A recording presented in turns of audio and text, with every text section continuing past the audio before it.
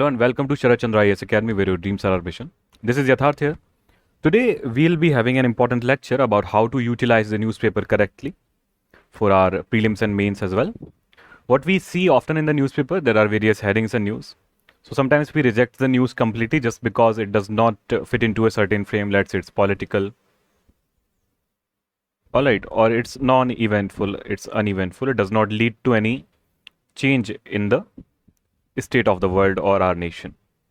Alright, but let's see how some of the news can be still important and what we can extract out of such news.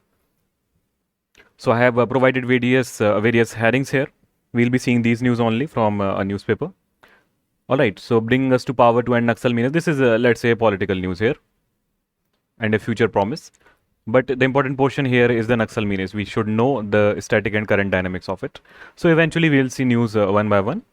Let's come to understanding some basic concepts. Just a second. Alright. So each news which we see in the newspaper, it has its parts.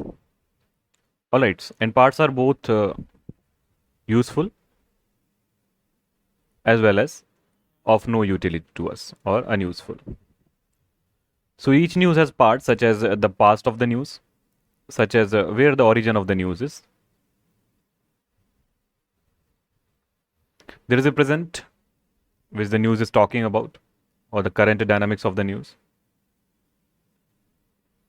The past and the future involves the challenges involved and various ways forward.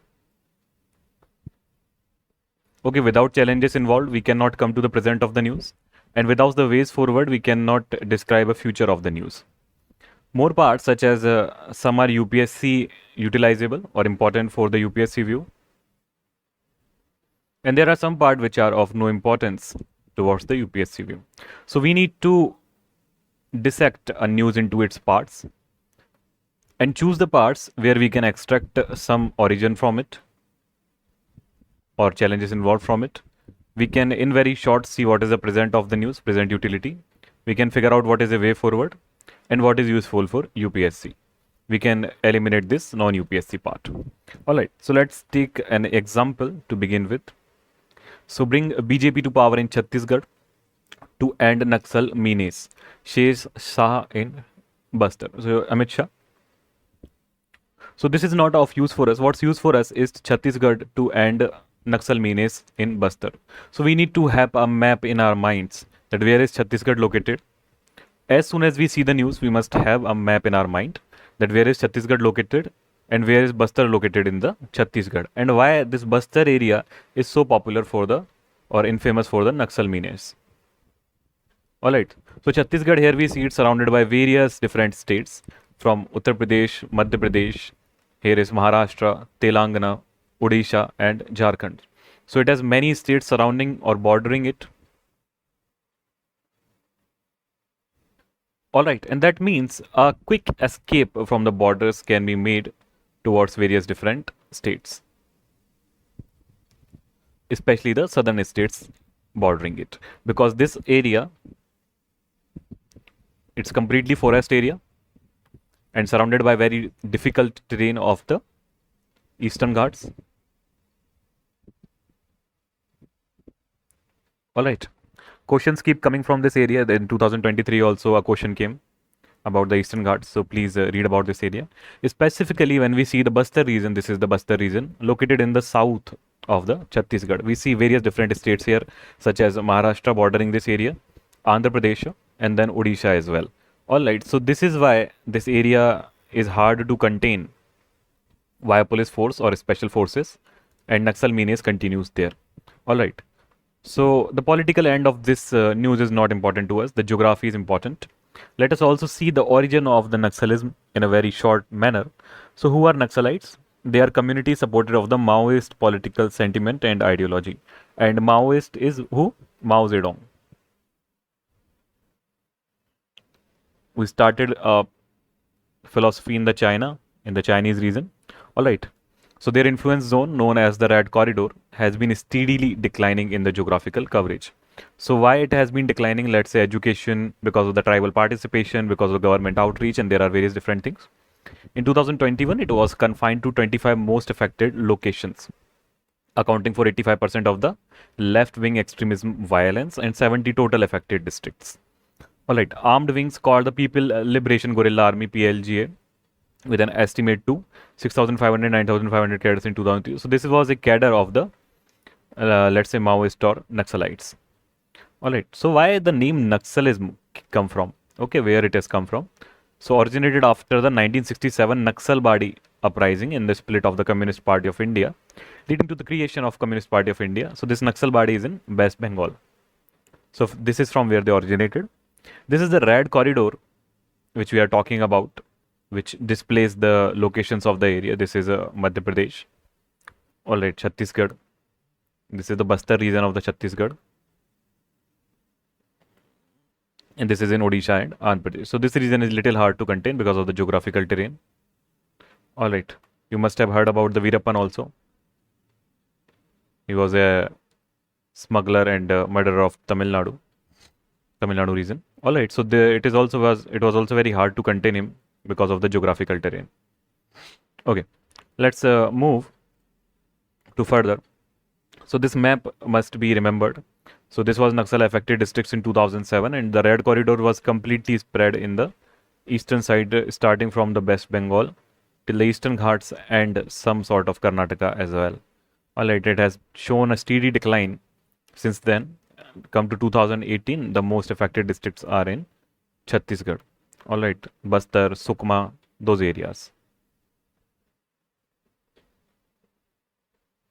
So we must remember these things mentally, that which locations is the news talking about, and focus on not the political view, but the ground level view, which does not change regardless of the political will. That what are the causes, what are the demands, and what is the way forward. Alright, so this we deal in internal security GS3. So let's see some of the reasons. I'll provide this PDF as usual in the Telegram group also. So from there you will be able to access all these notes. So not to worry about that. So land related factors, let's say the Forest Conservation Act 1980 restricts tribals from harvesting forest goods for their livelihood. Issue related to land encroachment, traditional land rights, land acquisition, etc. So FRA 2006 also has been in news many times, and you can read this for IOFS exam also. Other things are political factors such as apathy of the political system towards tribal populations and inability of the political authority to provide a structure uplift in affected states, such as education, infrastructure, drinking water problems, healthcare, all these things. Economic factors, economic challenges such as communication, energy access, poverty, lack of healthcare, education, unemployment, growing income gap, and high poverty levels in affected states. So what happens often that the cadre, the young generation would join the Naxalites and live with them instead. Agrarian community issues, so Maoist demands related to peasant debts, farm subsidies, irrigations, fair prices for farm produce, and restrictions on multinational companies. So there is a trouble from the population, let's say, or the political parties towards inclining them to the mainstream. Because the manner of development in India, or the model of development in India, has been to incline people with the mainstream. No custom or special treatment, let's say. Alright, but these populations, tribal populations and farmers, especially needs a custom treatment, let's say geographically, in order for their problems to be solved. Furthermore, there is environmental degradation. So destruction of the land and water resources due to mining and industrial activities. So as we all know, copper mining in, let's say, Odisha, Mayurbhanj district, etc. There are iron mines. Alright. So these areas need tribals to face various different problems due to the environmental effects, the health effects on them. Alright, so this has been a cause of trouble. Lack of basic facilities, education, schools, freedom, sanitation and food. So these are not available as per the mainstream, like in comparison to the mainstream markets. Socially backward tribals, so major support base for Naxalism due to inequality, illiteracy and lack of opportunities. So Naxalism, in the Naxalism society, there is a high grade of, let's say, communism or socialism, where the tribals are treated equally by their cadre, okay, regardless of their caste or, let's say, class, etc. Okay, so this is a major support for Naxalism, so we have to solve it. Governance deficit, so issues related to regular administration, state governance, action, absence of administration, remote areas, etc., etc. So this is why the 5th and 6th schedules are there, and the PESA is there, TSA is there. All right. Social deficit, so violation of human rights, abuse of dignity of life, etc. So these all reasons you can mention in your answer writing. I've given them in the table format, and you can just copy paste the PDFs into your notes. So government steps to address Naxalism. This is the present situation or the way forward. All right. So National Policy and Action Plan 2015. I have mentioned the details here, multi-pronged approach, etc. Security related expenditure SRE scheme. So implemented as a sub-scheme to the modernization of police forces program, aiming to strengthen the capacity of LWE affected areas to combat Naxalism. Over rupees 1930 crore released since 2018.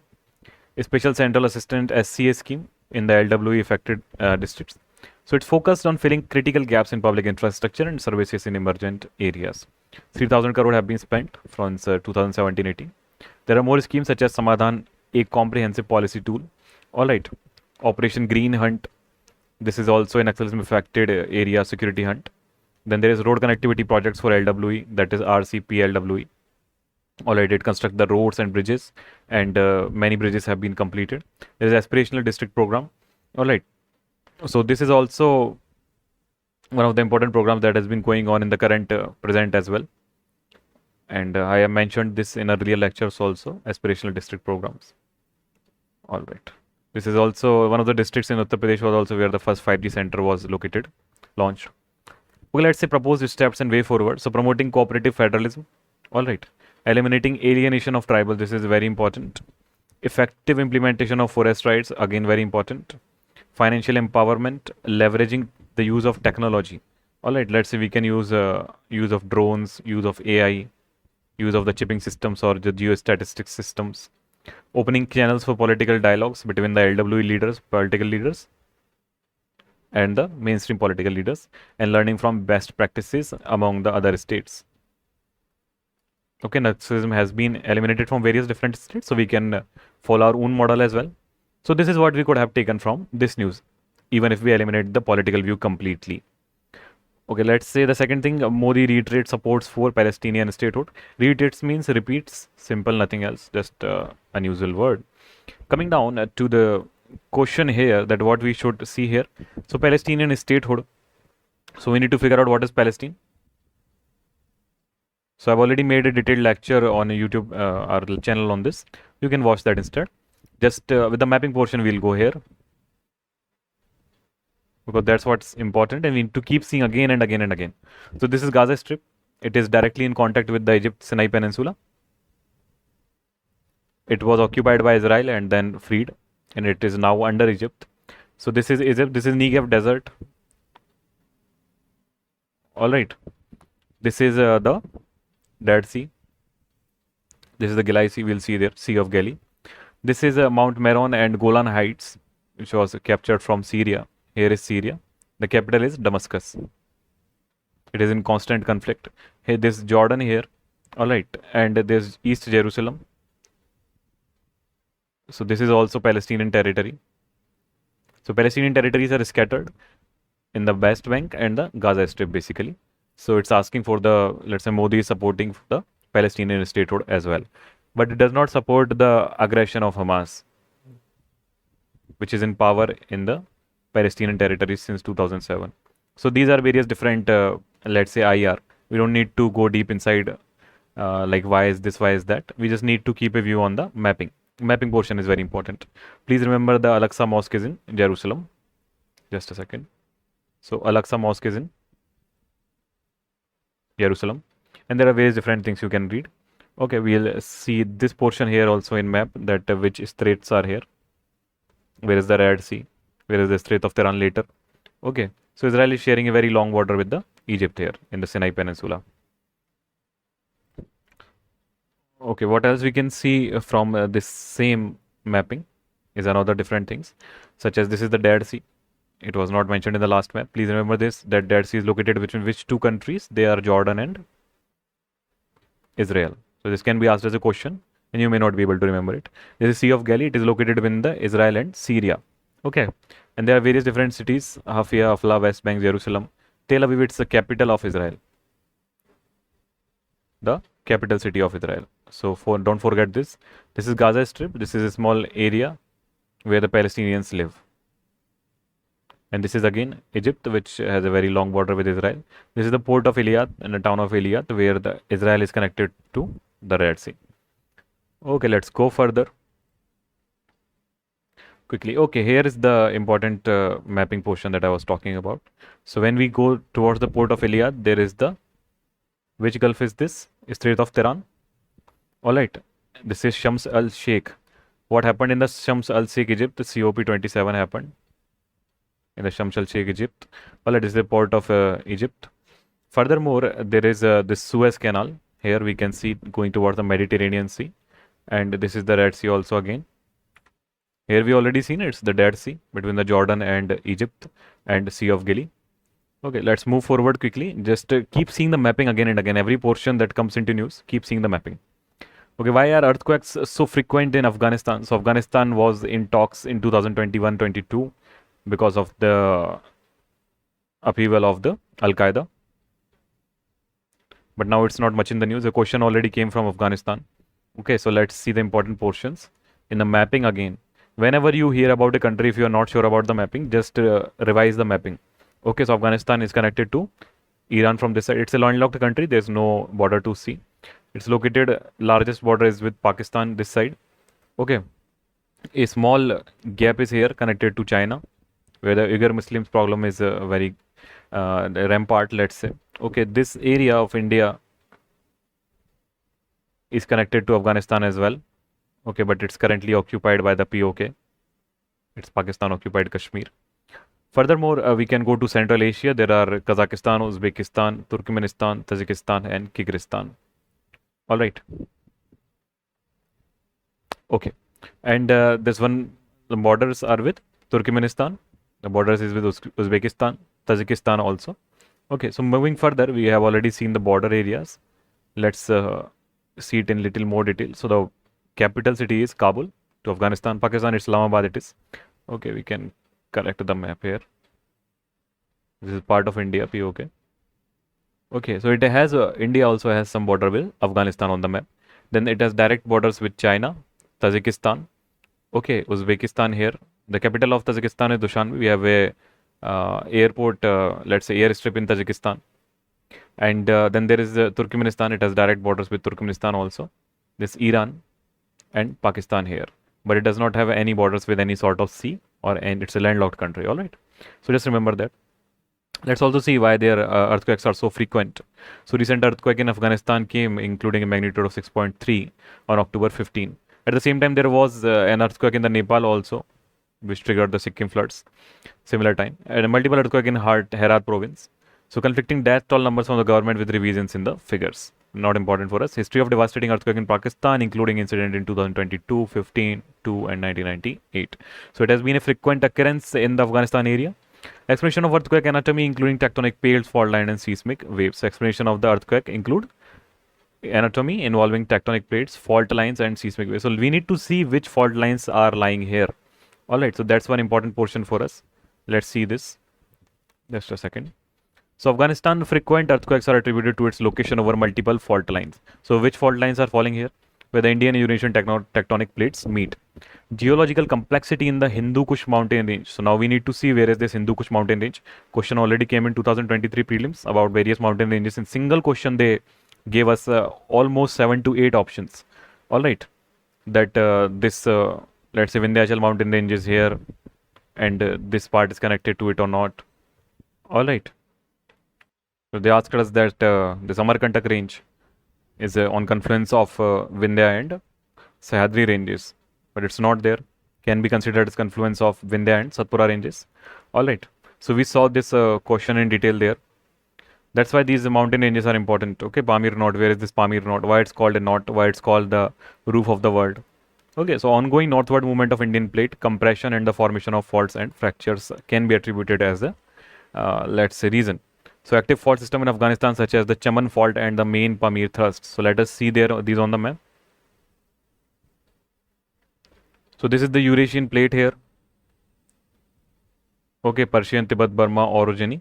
Orogeny is the formation of mountains. We have already explained you in the various different questions. I have explained all the orogenic movements and the formations of various different mountains. In the mountain ranges of the world lecture, you can see that. So there is this India, and this is Indian plate. Here's the formation of Himalayas because of the compression against the Eurasian plate. This is the Eurasian plate, already you know, and India is being compressed into these plates. That's why the fold mountains have been formed. Okay, here the Aravalli had been located from earlier era also. It is the oldest mountain range of the world. So we have already seen this all Himalayan mountain ranges and this. We are talking about the Afghanistan now. So Afghanistan is located here. Alright, this is Pakistan. This is Iran for you. So Afghanistan is feeling the compression because of this Indian plate and the Eurasian plate collapse. There are various different plates also. Sunda plate here, Burma plate here, Australian plate, Somalia plate. Somalia is located here. Ethiopia, Somalia region, Sudan. Okay. So all of that mapping keep in mind. Let's see the Pamir knot also. So this Tiransha mountain ranges, Kunlun, Karakoram mountain ranges, Himalayan mountain ranges, and Hindu Kush mountain ranges. So all meet at this Pamir knot. Alright, this is why it's known as the roof of the world. Alright, let's move forward. So this is the Eurasian plate, this is Afghanistan, and this is the Chaman fault right in middle of the Afghanistan and Pakistan. Alright, this is Pakistan, you can see, this is India. So right in middle of the Pakistan and Afghanistan there is Chaman fault. Okay, so many faults have taken place in this area. Okay, event 1, event 2. Alright. So further news we'll see in the next lecture. I'll update it very shortly. Thank you very much, and keep studying, keep reading. Have a great day ahead.